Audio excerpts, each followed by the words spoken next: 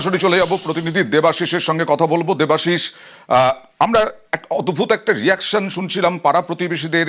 কি হয়ে গেল, এতক্ষণ ধরে আগুন জ্বলছে, ভয়ঙ্কর অবস্থা এই ধরনের।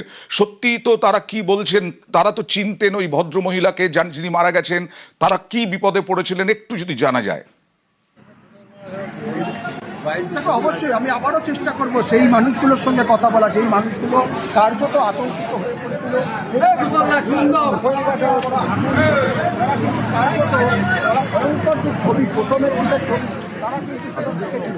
একেবারে আগুন নেভানোর পর্যাপ্ত ব্যবস্থা সেরকম ভাবে ছিল না।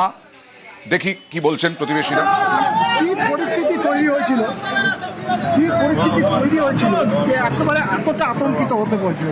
পরিস্থিতি বলতে মহিলা তো মহিলা একাই ঘরে ছিল, জাস্ট 1 মিনিট আগে দুধ নিয়ে ভাড়া দিয়েছে। এখন দুধ গরম করতে গিয়ে গ্যাস থেকে আগুন লেগে গেল না কোনো কিছু হয়ে গেল। কতক্ষণ ধরে আগুন জ্বললো কিন্তু সেটা নেভানোর মতন অবস্থা হয় না। নেভানোর বলতে আগুনটা যেহেতু ভেতরে ইঞ্জিনিয়ার যে কাজ ছিল, সেকেন্ডের মধ্যে আগুনটা ভেতরে ছড়িয়ে আর উনি মানে যেহেতু